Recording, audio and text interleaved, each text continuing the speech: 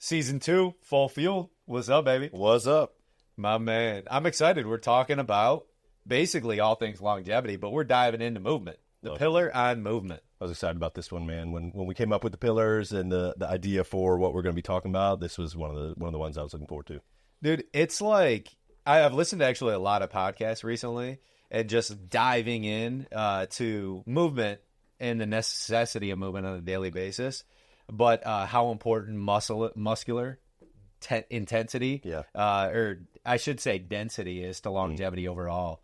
But let's go top down of what we're going to be talking about today, and then we'll tap into those micro pillars. Yeah, and I think, man, like at the kind of base of that, bro, movement is vital for life. Yeah, right. What object besides like a plant doesn't move? Every animal moves. We have to move. Right. If you don't move, you die. Right. Yep. You become sedentary. Your body starts to age. Things deteriorate, and that's death. Right. So everybody knows that. I was thinking this morning, bro. Everyone knows you have to move. Everyone knows you have to exercise. It's good for you. That's not like a foreign concept anymore. It's not like people are walking around like, I had no idea what exercise is. Yeah. If you are, dude, you're living under a rock.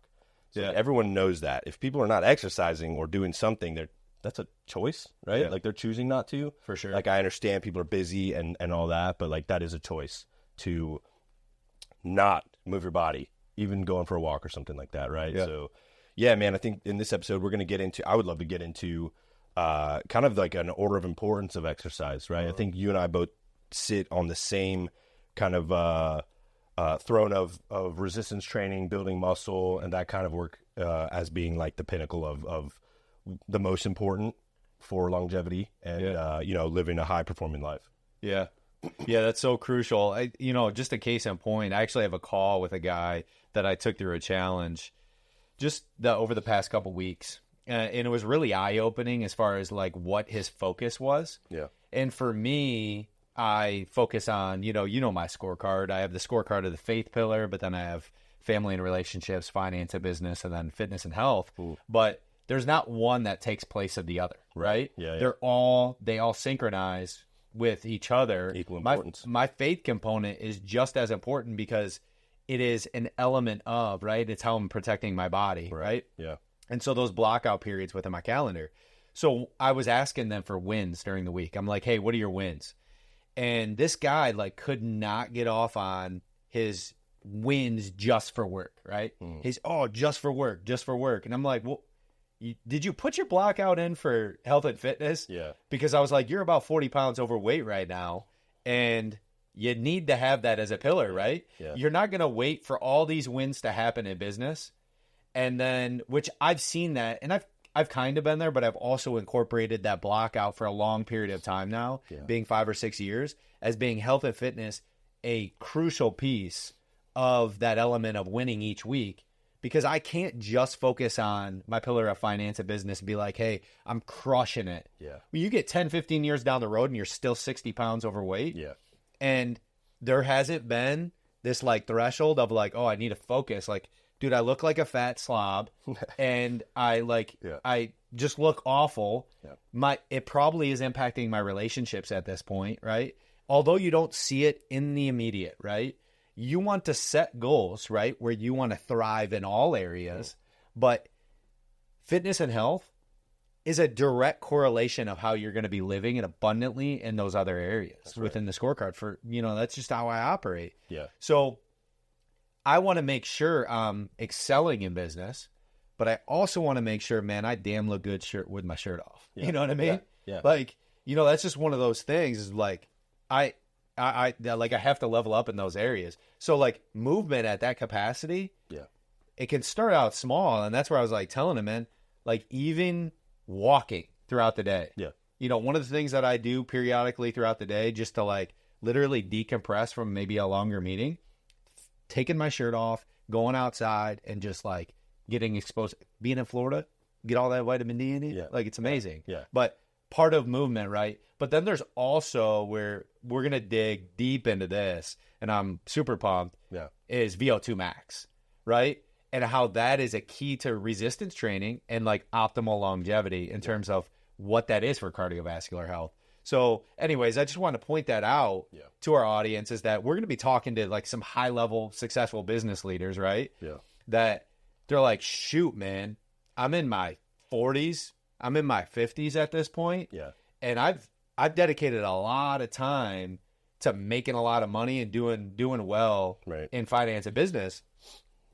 But man, I haven't dedicated any time. I'm still coming home, bad habits, eating, living a relatively sedentary lifestyle at home when, you know, that's a time to really maximize and create, you know, good output. And that's really it, man. When we talk about like routines, right? Like a lot of people end up just trading time.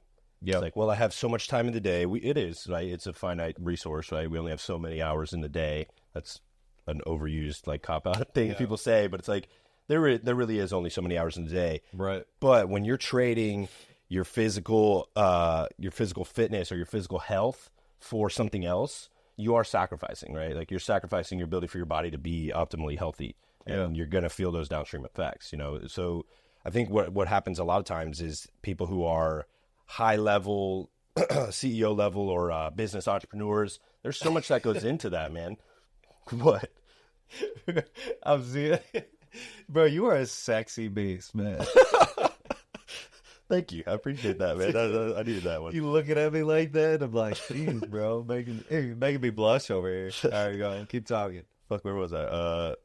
Yeah, bro. If you're a high level CEO, you know, person who is very successful in that industry, that sucks a lot of your time. Yeah. And eventually people start to get, you know, stressed out, burned out. And if you're not putting effort into your physical body, you are going to have negative effects from that, right? Like you're going to get sick more often. You're going to be that guy who's just kind of skinny fat, kind of flabby. And again, maybe this looks like lack of performance at home, right? With the wife and stuff like that. This looks like big thing, right? Yeah. Feeling, you know, affecting family and relationship, that depression, those kind of mental things that come from that as well, man. Yeah. So yeah, I mean, why don't we talk a little bit about like, and again, we touched on this already, the importance of muscle, right? Why is muscle so important? Give me your quick like opinion, and then I'll give mine. You know, for me, and I'm gonna let you get into the nerdy side of like kind of the science behind it all. Sure. Who's the podcast with that woman that we've been listening to a lot to recently? Yeah. She's Dr. Gabrielle Lyon, dude. She's really cool, man. She's money. How old is she too? She's in her 50s, right? Maybe. She runs a couple businesses. Fantastic, but she just came out with a new book. It's all about muscle-centric medicine is the concept, and I subscribe to that, man. It's like it's a longevity organ. Right? Yeah. It is a longevity organ. Your muscles produce factors that help fight off inflammation, fight off disease, right? So like a lot of those inflammatory response things, like when you get sick, come from your muscle. So if you have big, strong, pumped up muscle, you're going to have more of that. You're going to have more ability to prevent injury. You're going to have more ability to do the things, like physical things that you want to do for a long time. Right? Yeah. And obviously you're going to look better too, right? When you have more, who looks better, right? Like the long distance runner, the cross country guy who's just got no muscle on his body, no fat on his body either, but looks just like skinny rail. That's not longevity either, man. Right. Or the guy like the sprinters, right? That's always like the dichotomy they show is like the cross country guy versus the sprinter. The sprinter's just jacked as hell. That's what like humans are meant to look like, bro. Exactly. Right? It was even what we were talking about in the cross comparison, going back to nutrition just for a minute, is that like your veganistic type of philosophy versus like getting, you know, obviously dense protein in your body that's going to create more muscular features. Who are you going to pick, right? You're going to pick this like stick feature. All right, well, by doing this, you have to put the proper nutrients in your body. Animal blends, obviously, right. But then resistance type training that then create a body. Honestly, like I was, man, what podcast was it? I'm just trying to go back to a couple of the podcasts, but it was, you know, guys that have gone through. I think it was Dave Asprey, but even though he's not like super muscular, but he was even saying like, if I had to pick the two, it's the quality of what I enjoy, right? Because we're always chasing a feeling. And so for me, like as I got like, dude, it's a choice to have a muscular dense body, right? I want to have that. Yeah. And it's also one of the things I enjoy it and my wife enjoys it too. You know, at the same time, it's like one of those things. Keeps on giving. It's the gift that keeps on giving. Everybody's getting benefit. It's like, and I want to feel confident in myself. So why wouldn't I, right? Yeah. This goes back to the concept of like, my test was my testimony. You can think that your best days are behind you or they're still ahead of you, right? And so that's cool. That is the energy that I'm giving my muscles, is that the best days are still ahead of me. I can still look good well into my 60s, 70s. I was looking at this like CrossFit guy, Masters CrossFit guy this morning. I wish I could remember his name. And this dude is jacked. Yeah. I'm like, at like 60 some odd years old, if you're looking that muscular and dense, like, you're living a pretty active lifestyle, right? Yeah. Whereas, you know, I'm calling him out, but not calling him out. Like, my father-in-law, he's in, I told him, I was like, man, like, let's try to drop a few LBs, right? And same thing with my dad, because they haven't put time in for resistance type training, muscular density, whatever it is. Like, I mean, you pick it, but when you're pulling 30, 40, even 50 pounds overweight, like, that's almost giving up on your body. And so for muscular density is you can hold this into well into your 60s and 70s and having a very 80s, 90s, but you got to keep up with like resistance type training. Okay. Obviously, I like incorporating weights into mine, but you can do that through bands. You can do that through a number of different, you were talking about how Dave Asprey does, if you want to walk through that, but there's a ton of different resistance type mechanism that create muscular density. Yeah. I mean, gravity is resistance, right? Yeah. You don't need weights. You go do a bunch of body weight squats. It's 100%. going to build muscle, right? Yeah. It's obviously probably not going to build as much muscle as quickly as loading your body with some weight and doing squats, but it will do something, right? You're pushing your body weight against gravity upwards and downwards, right? Like, so like there's going to be a stimulus to that. The thing Dave Asprey does is, it's obviously, it's a, really expensive kind of like niche machine he uses, but you basically are in a, say if it's like a leg exercise, you're in a chair pushing against this press with your legs. It's applying equal force back as hard as you can push. So you are maxing out every time. It's intense. It fries the nervous system. So you can't do this like multiple times a week. It's like once a week. But I mean, that's a form of it, right? If you're getting real high level biohacker. But I mean, honestly, man, everyone has access to a gym, right? Unless you live in the middle of friggin' Oklahoma in a pasture, but then like go lift a cow or something. Like, I mean, like, everyone has access to something heavy that they can lift up, bro. Like, I'm lifting my kids up all the time. They're getting heavier, right? So like, there's always something you could do. Like those videos, the parents who like got the kid on their back and they're doing squats and stuff. Dude, I do that all day. I love doing that. It's so fun. They love it too. It's a 2-for-1. But working out with your kids. The concept of muscle, man, is like you are more primed for what life throws at you when you have muscle on your body. Your body's going to be, when you have more muscle, you're going to secrete more of those good hormones too. Okay? You're going to have more testosterone running through your body. All these things. Testosterone's not just get strong like hormone, right? That's what everyone thinks. This is a bad rap. It's good for your brain, man. It's anti-inflammatory. It produces that feeling of like confidence and stuff like that, man. It's so important. And if you are not optimizing your muscle and using weights, right? And you talk about this, bro, like that hack that you do, that I've done this for a while too, is doing even just like a set of like a leg workout before you go do upper body, because getting blood to come from your legs up to your torso has to go through your groin area, right? That femoral artery passes right there, and it's got all the branches that go into your testes. That's going to pull testosterone into circulation, right? That your body's going to bind to produce more muscle. So that's an awesome hack. I love doing that, man. Even just doing like some box jumps or like hitting a set of squats right before I go lift, a shoulder press or something is going to get your body more like primed to build muscle too. Yeah, so you get and you can correct me if I'm wrong on this, but more circulation within the body, more circulatory movement, but it's going to come bottom up, kind of bottom up effect, get that heart flowing, and then you can go into, you realize that then you can squat a little bit more. You might be able to throw 10, 15 more pounds out there. That's added resistance. Is there a breaking point in terms of muscular structure? I was listening to Alan Allegan. I went to a conference this past weekend. Yeah. And, obviously guys are testing the limits, right? You're always like pushing the limits in terms of like the skeletal structure and muscular density. But how much is resistance training a neurological thing in terms of like how much you actually can do versus, what actually physically your body can handle? If you want to hear your question answered live on the show, submit it to ask@fullfuel.com. Check out the Optimizers program where we build max muscle, improve longevity, and get guys freaking shredded so that they can crush it at life for as long as possible. Live full fueled, live beyond limits, baby.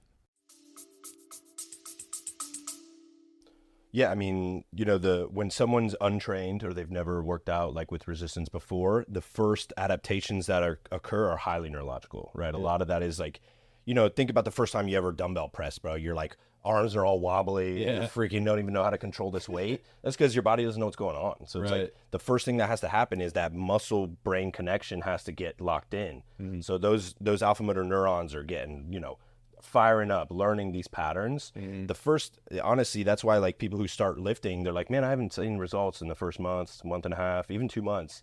It's because a lot of that's neurological, right? Their body's not creating new muscle. It's not building the muscle yet because it's still trying to map out this like connection between the brain and the muscle.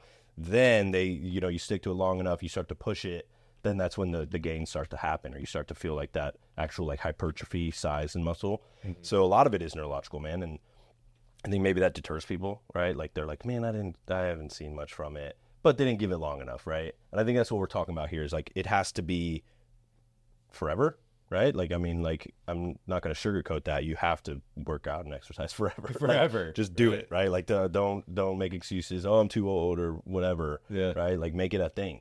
Do it now, right? Like, wherever you are now is the youngest you're going to be ever again. So, like, you start it right now, so that it becomes a lifelong habit that honestly is going to benefit you for as long as you live, man. Like, that's just the truth, you know? I don't think we're here to like baby this for people, you know? No. It's like, I don't mind saying the hard stuff is like, you're not exercising, get off your ass and exercise. Yeah, 100%. You're not eating healthy, like you're choosing that, right? Like, do better. The craziest thing is, and this happens to me, you know, the older you get, obviously the more, but I believe need there is for community.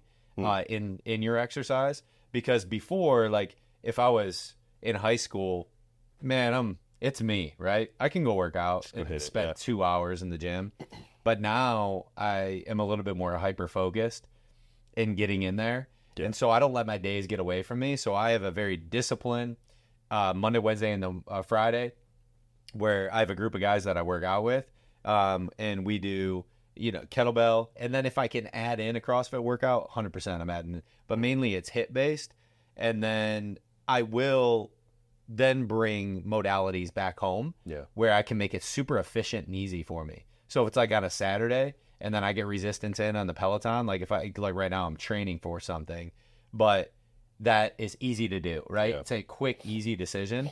The easier you can make the decision in the modality and the environments that you put in your house, the easier it is to get in shape, right? Yeah. I would not encourage anybody, especially we're talking guys, hey man, it's been a while. You know, I focused on business for a long time, or I focused on this, whatever it is. Family, you know, it got away from me.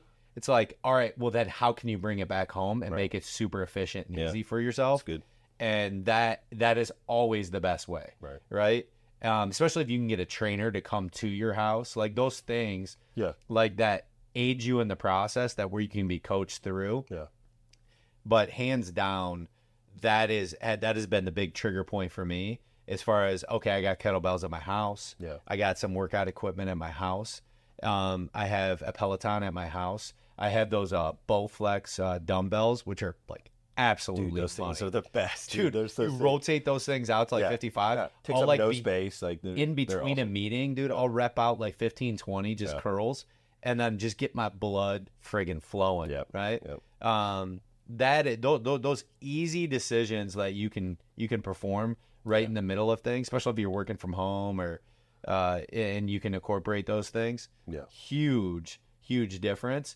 And I see it because you were even saying those little intermittent intensities that you do between workouts, like help, really help in muscular density. So like if you're doing your typical like 3 day a week, you know, it's probably kind of like what I'm doing is like a 3 day a week full body workouts, right? But on the off days, I'm doing some kind of movement of either legs, if it's going for a walk or a bike ride, or I'm grabbing some bands and I'm doing some, push presses or whatever it might be, I'm stimulating the muscle. So that muscle is getting signal still, right? So that muscle is like, okay, like I need to keep like active, circulate blood, like get the bad inflammatory stuff out, get the good stuff in. So that muscle is always kind of like ready, if you will. And I wanted to get into this topic, bro, is like people who are like, what about cardio? You have to do cardio, right? Like, but there's such this thought that cardio has to be just like going for a long, like painful run or like bike ride or like walk. Yeah. And that like, it's just this monotonous, like, I'm going to run until I feel sick. And then I got a good workout. It's like, did you? Like, you probably just like burnt your body out. Like you probably just almost did more damage than good at that point. People don't understand that what we just kind of touched on with the blood, that the signal of blood having to go up, down the legs, back up to the body. If you do some kind of like lower body, upper body, lower body split, you are creating this peripheral heart circulation that the body has to pump blood through those arteries. That is so powerful and strengthening for your circulatory system that it's right there with cardio, right? And the kind of hit stuff that you do, I just hit you to make a point. The kind of hit stuff, stupid dad joke. The kind of hit exercises, right? That high intensity interval training is working your heart, right? So that's muscle building, cardio, anabolic stuff that you're doing. And the more muscle you have on your body, man, the more fat, the more thermogenic you are. So the more at rest, your body's burning more calories. So it's like build a lot of muscle to burn fat, and then it's so much easier to maintain at that point, right? Obviously, getting there takes some time and effort, and it's not easy. But once you get to that point, like I work out 3 days a week, bro, and like I have just been in this shape for years now, and it's like I don't feel like I'm putting in that much crazy effort compared to what I used to. It's just like a lot easier to maintain. Yeah. Would you agree? Oh, for sure. I think it becomes a little bit relative. I work out harder than I did. Yeah. I was bigger, stronger, but now I definitely have a leaner mass to me, which that's something we could dive into in terms of the intensity of how much you hold on your skeletal structure. I probably think I was holding a little bit too much, and was therefore more inflamed. Now I don't. I have a really lean muscle mass where I still would like to add a little bit more, but keep just the elongated muscular structure. Yeah. The one big thing though that I would do when I was personal training in DC, I would actually take a lot of my clients through this period of, hey, I'm not like, we might warm up for like 5 minutes or something very minimal, like on a bike or a treadmill. But what I would do is incorporate, because I didn't want to lower their heart rate. I wanted that heart rate to stay consistent through the workout, even if it was in a HIIT environment. But the controllables is we do like some pad work with just boxing that I would add in. And so that kept up their heart rate.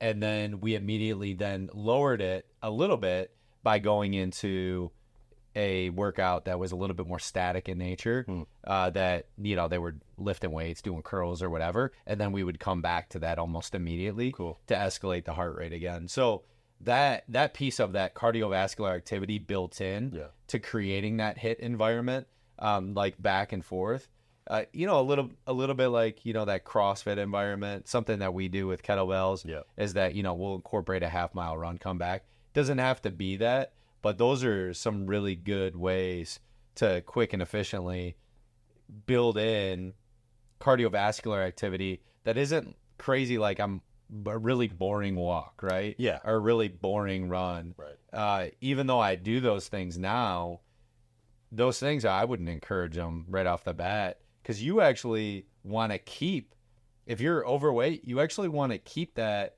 and turn as much of that into muscle while you have it. Convert those that calorie spend, you know what I mean? It's like building. And I think one of the big things with like long-term cardio or jogging or running, man, is like people don't realize that your body becomes more efficient at that, right? So this is a great concept I heard. I think it was like with the Mind Pump guys are big on this, right? That guy Sal, he talks about, okay, so for example, I'm just going to use basic numbers. It's probably not even accurate, but I'm just going to use numbers that are easy to understand. Say you run 1 mile and you burn 100 calories, right? The next day you run that same mile, maybe you only burn 98 calories. Yeah. Your body's going to become more efficient at preserving because your body's main goal is to survive, right? That's what we're built for, is survival, be as efficient as we can. So then the next day you run that mile, you only burn 95 calories. The next day 90, right? So now you have to run more. Now you have to run a mile and a half to burn the 100 calories. Maybe eventually it becomes 2 miles to burn that same calories. Eventually you're not going to be able to sustain that. You're going to be running so much trying to burn calories. It's the wrong approach, right? You should build lean muscle. That way, when we're sitting here right now, the muscle on our body is thermogenic. It's got to eat, right? So it's using calories to feed itself and process. We are burning calories as we speak right now, right? So that's kind of the flip of that, man. Is like people think to burn calories, you got to go kill yourself, running, jogging, doing this steady state cardio, heart rate, 60% heart rate zone or whatever they've pushed. I think that's not the best way, in my opinion. Yeah. And you also said the dream outcome, right? I think very few people, again, my thought, and it could be based on the direction of just me, would, if you had to pick, right, do I want a muscular body, like that's dense, or do I want something that's like frail, skinny, and like if I was hanging out at, if I got caught in a dark alley with some bad guys, some hood rat guys, like, what am I gonna do? Like, you know what I mean? I want to. Your mind goes into protection mode, right? At that, well, if let's say I'm with my family, am I gonna? I might be able to run 120 miles, right? These ultras, these crazy. I might be able to do that, but at the expense of what? If I can't protect, like I can't protect me. Yeah. Not that you're gonna find yourself. You obviously try to put yourself in that environment, but like my mind goes back to like, okay, well, dream outcome. If I'm trying to protect myself and my family on a daily basis, which I am, right, in all areas. Again, scorecard, faith, the principles, everything across the board. But specifically in the structure of how I'm holding myself in my body, I want to make sure I can protect them. Things do come up. Shit happens. Yeah. And I want to make sure I'm able to protect them and then hold confidently like my ground. If I don't, then it creates this level of, and this is something we can tap into. It's like I almost lose the alpha, right? And I think alpha is a big thing that is created for good. There's good alpha and there's bad alpha. Right. But I think good alpha is creating a physical muscular structure that's like, dude, when I walk into the room, that dude, he holds himself accountable. Yeah. He's disciplined. Yeah. And it's because of that. That confidence that comes from it. Yeah. Yeah. That's really what, that comes out of it in the really, that feeds into how you operate on a day-to-day basis, right? Yeah, I agree. Yeah. And like the concept of like armor, right? Like back in the day, like they wore like armor when they were fighting and slashing with swords and whatever. It was to protect you, right? And muscle is in a way somewhat like that. It's like a natural built-in kind of protecting. You gotta, I don't know. We all have stuff in our daily lives we have to do, right? Like and say you nick your arm on something, you bump something, right? If you don't have muscle on your body, you're gonna hit your bone and it's gonna bruise more easily and hurt, right? So it's like just that like kind of inner concept of like you are just more prepared to take on whatever in life, right? Whether it's some kind of like crazy scenario where you have to respond or even just getting through the day, right? Like you having more muscle on your body is just it can only benefit you, right? Yeah. And again, like I always just go back to the thermogenic thing, man. It's like it's gonna help your metabolism, right? It boosts your metabolism. Having more muscle on your body helps your body to process it helps to balance your insulin as well, right? When you have more muscle on your body, you can reverse diabetes through resistance training for sure. I'm not going to say that's the only thing you have to do. Obviously there's dietary stuff as well, but having more muscle on your body makes you more insulin sensitive, and your body's going to be better at processing that sugar that comes in. So yeah, man, I think that's a great kind of like foundation for this season, man. I think everything we just talked about is really just like, that's the base of where we want to go with this. And then I think, next couple episodes, we're going to dig a little bit deeper into some of the other, I think I'd love to get with you and get your opinion on like routines, right? Like how to structure it in for someone who is kind of burning the candle at both ends, right? Like they are a high level, like entrepreneur, business person that's like, man, where do I get the time? How do I get the time? How do I squeeze in XYZ workout. You know what I mean? Yeah, Dig let's into more of segue. that kind of stuff. So, do we have any questions? Do you know Yeah, today? that'll be for episode number 2. We'll be implementing routines and get more tactical That's right. in our approach and what that looks like on a day-to-day basis. So that's all about living life full field. What do we got, Blake? Do we got a question from the audience? So the question today is, how do I know what the optimal amount of muscle to body fat to body percentage is? How do I know when I get there? That's a good question, man. I think a lot of it's like intuitive, right? Like you can really like feel, and take anyone who's overweight or Yeah, I guess that's a good question. It's like, what are we talking about? The overweight individual? Are we talking about the individual? Like me, I look at that now, right? I'm a little bit further in, but let's talk about it from the lens of somebody's overweight, you know? Yeah. And then I think it comes back down to the dream outcome, right? Right. Because then you're creating the building blocks. But Yeah. I honestly, I think for most people, and this is probably 99% of people, you can't have too much, like you're not going to build too much muscle, right? I don't think there's like this is my opinion, right? Take it for what it's worth, but I just don't think, organic muscle, yeah. So that's where I was going. So I don't think you're going to be, pharmaceutical is different. yeah, I don't think you're going to ever naturally through like, you know, like I said, 99% of people who are living their daily life, not bodybuilders who are on steroids or anabolics, right? Because yes, you can get to a point where like your body doesn't function anymore because there's so much muscle tissue that you're like this like boulder dude. Like obviously they look fantastic as well, but I don't think the average person's going to ever have too much muscle or get to a point where that's going to be detrimental to them.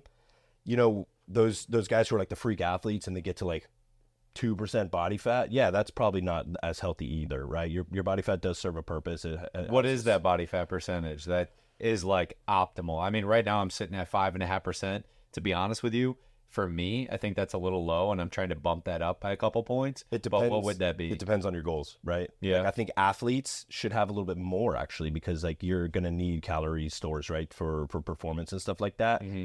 Bodybuilders or like people who are performing in shows and have to look absolutely like stretched, like ripped, should be as low as they can get. But that's not longevity, right? That's not that's not us.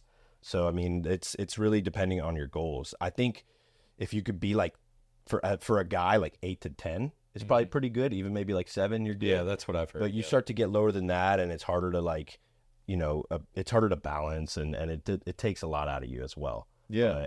But, that's the piece of thermogenesis coming into play too. That's right. Because it plays off of your fats and obviously your muscular density. So that's a good question in terms of what that looks like. I think it really comes down to, you know, really ideally dream outcome in terms of where you're headed, though, especially for somebody that maybe is a little bit overweight that could shed a few pounds, but still wants to, like, the dream outcome would have me more of a muscular denser frame. You're always targeting probably athletes 8 to 10%, but I mean, at the end of the day, if you're at 40%, it's like, all right, what are the building blocks that we're going to be talking about to really step into that, to create that type of velocity long term? And then you stick with it. Of course, when things become easier, you can, but hey, I do this every day. Get back to the fundamentals, man. Like, you know, it's the fundamentals. Create the fundamentals first. That's right. And then you build off of that. But you have an envisioning of what the dream outcome is. And I'm a true believer in just creating that vision of, like, maybe identifying a person. You're like, that's who I want to be. Now I need to build the building blocks to, like, look like that.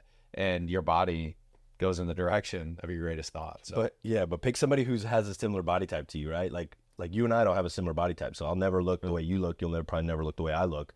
I have more of like that mesomorph. You're probably more like ectomesomorph, which we can talk about these different body types too if we need to. But yeah, absolutely. You know, I naturally am more of like a square frame. So like it helped as an athlete because I could build muscle pretty quickly, and I could, you know, just by eating, like I would just build muscle pretty fast.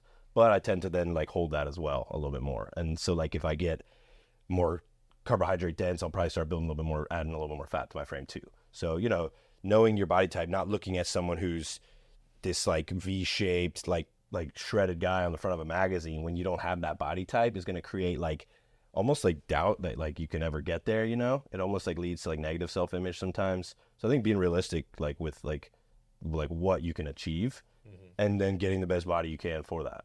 Like everyone has like an ideal like body fat or body like image. You know what I mean? Play with that share, bro.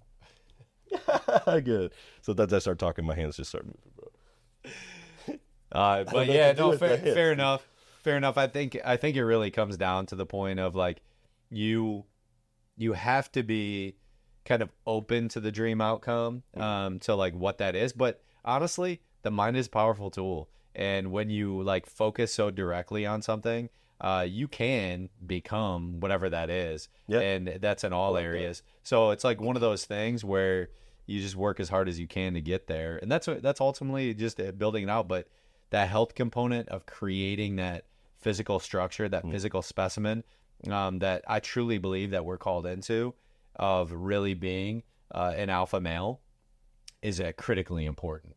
Now we can take that beyond limits a little bit, but becoming the greatest version of yourself physically is a very important thing. And it's very important to set the baseline, what we're talking about, getting blood work done, having an understanding of what your body is producing on a daily basis, set that baseline and start building those incremental things for continued success. Right? Having a foundation for where you're starting. So I think like all of that to be said, the short answer to that person's question is you can't have too much muscle on your body. I really don't think so. I think more muscle, right? To add in and close this one out, I went to a conference this past weekend. Alan Allegan was saying you literally can hold 20 untrained. If you're coming into an environment completely untrained, you can hold at max 50 pounds organically of muscular density on your structure. And that's over the course of a lifetime, right? So then it determines how much physical intake you're having to max that out. But really, it's like 25 pounds. And if you think about it, pick up a 25 or the like 45 pound weight. That's a lot of friggin' weight, right? You know what I mean? To hold on so what your current untrained body is holding, you can hold in addition up to that. Cool. In terms of muscular density. So live life fuel. Great stuff, full man. fuel, baby. Live full fuel. Live full fuel. Oh, I've been holding that in.